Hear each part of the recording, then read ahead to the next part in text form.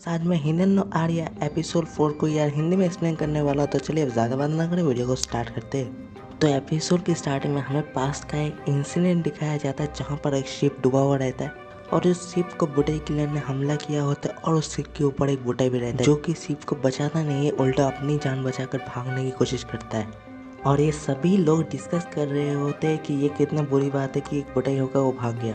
और तभी हमारे एमसी को सभी मीडिया वाले घेर लेते और बोल रहे होते कि तुम्हारा भाई ऐसे भाग गया, तुम क्या कुछ बोलना चाहोगे। और तभी हमारे एमसी नींद से उठता है और तभी हमारे एमसी बोलते हैं सपना था, डैम इट। फिर वो तो बाहर थोड़ा जाता है वॉक करने, जहाँ पर वो मन में सोच रहा होता है कि नीलसेन ने उस टाइम उस इंसिडेंट में सभी लोगों को बचा लिया था लेकिन खुद नहीं बच पाए। लेकिन एक बुटाई होने की वजह से उसे ये सब फेस करना पड़ता है, अभी भी लोग उसे ही क्रिटिसाइज करता है। और तभी वो अपना फ़ोन खोल देखता है कि श्रेयोगी का मैसेज होता है कि आज तुम क्या कर रहे हो, संडे कैसे चलने वाला है। तभी उन्होंने उसी मैसेज को पूरा इग्नोर करके मन में ही सोच रहा होता है कि ये सब बुटाई बुटाई मेरे से नहीं होगा, मैं ये छोड़ दूंगा जितना जल्दी हो सके। तभी वो देखते हैं कि साइड से आर्या बाहर रहती है एक हेयर स्टाइलिस्ट के वहाँ से।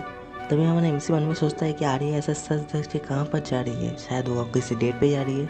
और तब हमारे एमसी आर्या को फॉलो करने लगता है और मन में सोचता है कि उसे फॉलो भी क्यों कर रहा है, उसके पास कोई रीज़न नहीं भी नहीं है उससे बात करने का। और तभी आर्या एक पुलिस डिपार्टमेंट के सामने आया था और तभी हमारे एमसी को आर्या नोटिस कर लेती है और बोलती है कि तुम्हें दिख रहा है, मैं यहाँ से तुम्हें देख पा रहा हूँ आराम से, तुम जहाँ पर छुपे हुए हो वहाँ से तुम्हारा सिर आराम से दिखाया जा रहा है। तो हमारे एमसी बोलता है कि तुम्हें मुझे बताना तो कम से कम नहीं चाहिए था कि तुमने मुझे देख लिया। तभी आर्या बोलता है हाँ, मैं बस यही सोच रही थी कि तुम्हें बताना चाहिए या नहीं, वैसे भी तुम एक विक्टिम हो ना जो बुटाई किलर ने हमला किया था उस दिन, तो फिर हम लोग यहाँ पर आए ही है। तभी आर्या बोलती है कि चलो मेरे साथ अंदर चलो। और फिर वो दोनों अंदर जाते हैं पुलिस स्टेशन का, जहाँ पर आर्या की मॉम आती है जो कि पुलिस कस्टडी में होती है। और आर्या की मॉम हमारे एमसी को देख के बोलती है कि अच्छा ये तुम्हारा नया बॉयफ्रेंड है क्या। तभी आर्या बोलते नहीं नहीं वैसा कुछ नहीं है, बस मेरा स्टूडेंट और कुछ नहीं है, हम लोग एक साथ पढ़ते हैं। तभी वो बोलती है कि वो अच्छा ऐसी बात है। तभी आर्या बोलती है मेरे पास ज़्यादा टाइम नहीं है इसलिए जल्दी से पॉइंट में आती हूँ। रिसेंटली बुटाई किलर ने हमला किया था 2 दिन पहले और ये इसके ऊपर भी हुआ था, तो फिर चिंता मत कीजिए, मैं जितना जल्दी हो सके उतना जल्दी बुटाई किलर को पकड़ लूँगा। अब बस मेरा वेट करना, जैसे तैसे आपको बचा लूँगी। क्योंकि उसकी मॉम शायद फॉल्स एक्यूजेशन की वजह से फंसी हुई है जो कि असल में बुटाई किलर ने किया है। तभी उसकी मॉम बोलती है कि क्या तुम्हें अभी तक कोई पार्टनर मिला। तभी आर्या बोलते नहीं मुझे अभी तक कोई पार्टनर तो नहीं मिला। तभी उसकी मॉम बोलती है देखो तुम्हें कोई पार्टनर ढूंढना चाहिए ऐसे डेंजरस मिशन में जाने से पहले, तुम्हें पता है तुम्हारा ग्रैंडफादर ग्रैंडमदर कितना बढ़िया पार्टनर थे। तभी आर्या बोलते हाँ मुझे इसलिए डिफेक्टिव बोला जाता है क्योंकि मुझे कोई पार्टनर नहीं मिलता। तभी आर्या की मॉम बोलते हैं जितना तेज तुम भागोगे ना उतना ही जल्दी गिरोगे। तभी साइड से बोल देते कि टाइम अप हो चुका है, आपको वापस जाना पड़ेगा। और ये सुन के आर्या बोलते रुको रुको एक सेकंड रुको, मम्मी मैं ज़रूर आपको बाहर निकालूंगी और वो फॉल्स एक्यूजेशन को ख़त्म करूंगा और बुटाई किलर को पकड़ूंगी।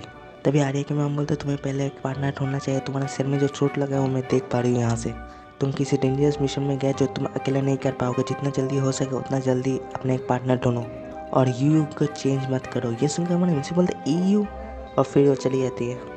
फिर आर्या और हमने एमसी पुलिस स्टेशन के बाहर आया था जहाँ पर बारिश हो रहा होता बहुत ही तेज़ी से और हमने एमसी आर्या का पीछा करने वाला होता। तभी आर्या बोलते मुझे मेरी पीछा मत करो, मैं रो नहीं रही हूँ। और आर्या बहुत ही ज़ोर से रोती है और फिर उधर ही सीन कट हो जाता है। फिर नेक्स्ट डे आर्या स्कूल में नहीं आती है तो हमारा एमसी उस इंसिडेंट के बारे में रिसर्च कर रहा होता है कि आर्या की मम को किस वजह से अरेस्ट किया गया है। तो हमारे एमसी बोलता है अच्छा इस बार में अरेस्ट किया गया है, लेकिन आर्या को लगता है कि उसकी मम को मतलब झूठी इल्ज़ाम में अरेस्ट किया गया है, असली जो जिसने किया है वो है बुटाई किलर। और तभी पीछे से एक क्लासमेट आ जाता है। तभी हमारे एमसी बोलता है कि शिरो ये क्या बात है। तभी वो बंदा बोलता है मैं बस तुम्हें ढूंढ रहा, मैंने एक नया र्यूमर सुना है साल में कि आर्या वापस जा रही है लंदन में फ़्लाइट पकड़ के, तो मुझे लगा ये तुम्हें बोलना ज़रूरी है इस वजह से बता दिया। फिर हमारे एमसी बाहर चला जाता है और मन में सोचता है कि वो जा रही है शायद उसके लिए यही बेटर है, मैं तो कुछ कर भी नहीं पाऊँगा। तभी हमारे एमसी का फ़ोन में मैसेज आता है रिका का और हमारा एमसी चला जाता है जहाँ पर रिका एक प्राइवेट रूम में हमारे एमसी को बैठा कर बोलती है कि तुम्हें मेरे साथ वक्त बिताना पड़ेगा, उसके बदले में मैं तुम्हें बुटाई किलर के बारे में बहुत कुछ बताऊँगा। तो रिका बोलना कंटिन्यू करती है और बोलती है कि वो जो बस हाईजैक हुआ था उसके साथ वो कार इंसिडेंट हुआ था, उसके अलावा भी कुछ सबूत मिले हैं, तो मैं ये ज़रूर देखना चाहिए। तभी रिका एक कागज़ दिखाती है जिसमें कुछ इन्फॉर्मेशन लिखा हुआ था, उसमें ये भी लिखा हुआ था कि हमारे एमसी का ब्रदर मर गया होता है। तो हमारे एमसी देखता है कि वो वाला शिप हाईजैक किया गया था तो बुटाई किलर ने उसे मारा था। तभी हमारे एमसी सोचता है कि ऐसा क्यों मारा उसे। तभी रिका बोलती है कि नाइस, केंजी तुम सच में काफ़ी समझदार हो, लेकिन तुम्हें इस वक्त के बारे में सोचना चाहिए। अभी शिराओकी भी नहीं है, वो ट्रेनिंग कैंप में गई है और आर्या शायद फ्लाइट पकड़ भी चुकी है, तो फिर अभी इस रूम में कोई नहीं है। तभी हमारे एमसी का वो वाला बटन ऑन हो जाता है और हमारा एमसी नया मोड में पहुंच जाता है, वैसा ही मोड में। तो हमारा एमसी रिका को उठा कर रख देता है और बोलता है कि फिर कभी ये कंटिन्यू करेंगे, अभी मुझे जाना है। और ये बोलकर हमारा एमसी बाहर चला जाता है और मन में सोचता है कि मुझे ऐसा फीलिंग आ रहा है कि आर्या डेंजर में है। हमारा एमसी भागते भागते एयरपोर्ट पहुंच जाता है, जहाँ पर वो सोच रहा होता है कि उसका ये वाला मोड जल्दी खत्म होने वाला है, लेकिन वो अपना पूरा कॉन्सेंट्रेट यूज़ करके इस मोड को अभी तक पकड़ा हुआ है। और मन में सोच रहा होता है पहले मेरा बाइक में, फिर बस में, और प्रोबेबली बुटे किलर यहाँ पर ही होगा इस एयरपोर्ट में। और तभी हमारा एमसी प्लेन में घुस जाता है और तभी हमारा एमसी एयर होस्टेस को बोलता है कि मैं एक बुटाई हो, जल्दी से इस प्लेन को रोको। और वो एयर होस्टेस चली जाती है रोकने के लिए, हालांकि वो रोक नहीं पाते, प्लेन स्टार्ट हो जाता है। तभी एयर होस्टेस जाकर हमारा एमसी को बोलती है कि सॉरी, कैप्टन ने मना किया है प्लेन रोकने से। तो हमारा एमसी एयर होस्टेस से पूछ के आर्या के रूम में घुसने वाली होती है, लेकिन तभी आर्या अपने रूम से ये सब बाहर सुन के अपनी दरवाज़ा खोल के बाहर आ जाती है, जहाँ पर वो देखती है कि हमारा एमसी और एयर होस्टेस उसकी के बारे में बात कर रही होती है।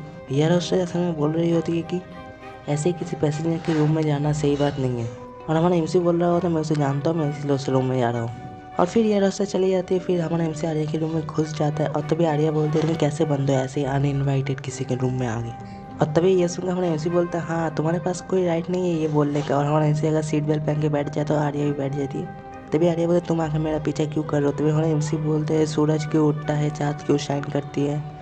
तभी आर्या गुस्सा हो जाती है, बोलते हैं मैं तुम्हारे सिर में गोली मार दूंगी।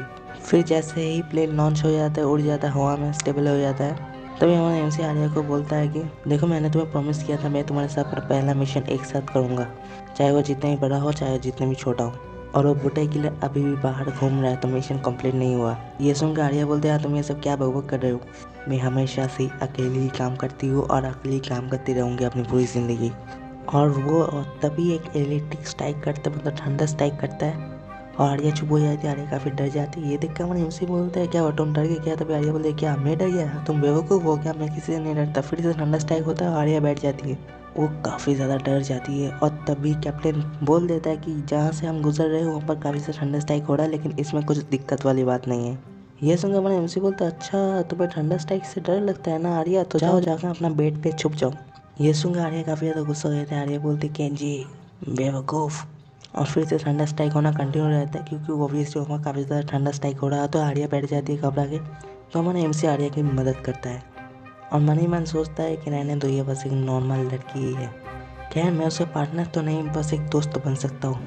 और तभी हमारा एमसी बोलता है आर्या सुनो एक ज़रूरी बात मुझे तुमसे कहना है, असल में ये प्लेन अभी। और तभी बुटाई किलर बोलता है कैप्टन की माइक से कि ये प्लेन हाईजैक हो चुका है, तो नॉर्मल पैसेंजर अपने रूम में ही रहे, और जो लोग बुटाई वो लोग मुझसे मिलना तो ज़रूर चाहेंगे, इसी वजह से बाद में आ जाए, मैं वहाँ पर तुम लोगों का वेट कर रहा हूँ। ये सुन के आर्या बोलते अच्छा इतना दम है उसमें, मैं आता हूँ अभी। और आर्या तभी जाने लगती है। तभी हमारे एमसी बोलते मैं भी तुम्हारे साथ चलता हूँ। तो आर्या बोलता रहने दो, मैं अकेले संभाल लूँगी। और तभी फिर से ठंडा स्ट्राइक होता है, और तब आर्या बोलता अच्छा ठीक है तुम भी आओ, और दोनों मिलकर जाने लगते हैं। और दोनों ही मन में सोचता है कि पहले कार में हुआ, फिर साइकिल में हुआ, फिर बस में हुआ, और मैंने सुना था शिप में भी हुआ है, अब प्लेन में हो रहा है, तो शायद आर्या बोलती है कि वो शायद मेरे ही पीछे कर रही है। और तभी वो दोनों बारे में घुस जाते हैं, जहाँ पर वो लोग देते कि वो एयर होस्टेस या अकेली बैठी रहती है। और तभी वो एयर होस्टेस बोलती है अच्छा तो तुम दोनों यहाँ पहुँच गए। और तभी वो अपने मास्क हटाती है, और वो और कोई नहीं हो रिका होती है। ये देख के दोनों ही शॉक हो जाते हैं, आर्या और केंजी। और केंजी बोलता है कि रिका तुम, तभी वो बोलते हैं नहीं रिको, मेरा असली नाम रिको है, मेरा लेट ग्रैंडफादर काफ़ी अच्छे इंसान थे, लेकिन उसके पास से मुझे ये काम करना पड़ रहा है, क्योंकि मुझे कोई रिको बोलता ही नहीं है, मुझे कोई रिको बोलकर बुलाती ही नहीं है। जिस नाम को मेरी मॉम ने मुझे दिया उसे कोई नहीं पहचानता, सब मुझे फोर्थ करके बुलाती है। तभी आर्या बोलते फोर्थ कहने में बुराई क्या है।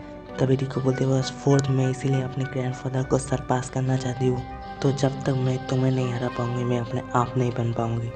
ये सुनकर मैंने उससे क्या बकवास कर रहे हो रिको, क्या तुम ही सच में ये बुटाई किलर है जो ये सब कर रहे हो। तभी रिको बोलती है कि हाँ मैंने ही वो तुम्हारा साइकिल के पीछे बम लगाया था, और वो बस में भी, हालांकि वो बस डिस्ट्रैक्शन के लिए था। मैं चाहती थी कि तुम आर्या का पार्टनर बन जाओ जैसे भी, क्योंकि मेरी ग्रैंडफादर और आर्या के ग्रैंडफादर के बीच में फाइट हुआ था, जिसमें आर्या की ग्रैंडफादर जीत गई थी, लेकिन उसके पास एक पार्टनर भी था। तो अगर मैं भी उसे हराने वाली हूँ तो इक्वल फाइट होना चाहिए, आर्या के पास एक पार्टनर होना चाहिए, और उसे पार्टनर देने के लिए मैंने तुम्हें और आर्या को एक साथ लाया, इतना सब कुछ किया। खैर मैंने तो तुम्हारा घड़ी का टाइम भी थोड़ा चेंज कर लिया था, तुम्हें देख इतना भी पता नहीं चला, तुम्हें पुटाई के हिसाब से फेलियर हो। तभी हमारी उसी पता तो ये सब तुम्हारा प्लान था एकदम स्टार्टिंग से। तभी रिको बोलते नहीं सब कुछ मेरा प्लान नहीं था, कुछ मिसअंडरस्टैंडिंग भी हुआ था। मुझे नहीं लगा था कि बस में जो इंसिडेंट हुआ था उसके बाद तुम लोग फिर से मिलोगे। खैर जो भी हुआ अच्छा ही हुआ। और हाँ केंजी, मुझे तुम्हें कुछ बताना भी हुआ, जो तुम्हारा भाई था वो अभी भी जिंदा है और वो मेरा बॉयफ्रेंड है।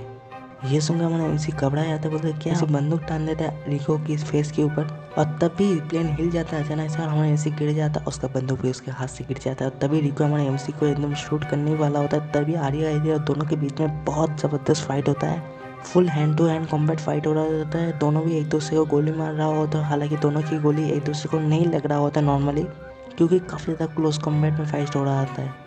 हालांकि अगर गोली लगता भी है सिर्फ दर्द होता है यार, क्योंकि वो दोनों ही बुलेट प्रूफ जैकेट पहने हुए हैं। लेकिन इस फाइट में आर्या थोड़ी डिसएडवांटेज में होती है, लेकिन तभी आर्या थोड़ी सी मूव करके एकदम रिको को डरा देती है और तभी पीछे से हमारा एमसी आके एक नाइफ लेकर रिको को पकड़ लेती है, तो हमारी रिको एकदम मूव नहीं कर पाती, मतलब ट्रिक से हरा देती है। और तभी रिको बोलती है कि तुम और मैं बहुत हद तक जैसे आर्या, मैं भी क्यूट हो तुम भी क्यूट हो, हम दोनों एक ही जैसे स्माइल करते हैं, हम लोग का टाइटल भी एक है, लेकिन मेरा टाइटल है रिको कॉट्रा, जो कि असली कॉट्रा है, तुम जैसा नहीं। और तभी रिको का बाल एक हेयर अचानक से मैजिकल तरीके से अपने आप हमला कर देता है आर्या के ऊपर और आर्या गिर जाती है और तभी रिको आर्या को शूट कर देती है। हालांकि वो गोले नहीं लगता, मतलब सिर्फ इम्पैक्ट होता है और आर्या वहाँ पर बेहोश हो जाती है। और इधर ही आर्या वाला एपिसोड खत्म हो जाता है और नेक्स्ट एपिसोड या नेक्स्ट वीक को आ जाएगा। तो फिर मिलता है अगले किसी वीडियो में, तिल दिन बाय, सी या।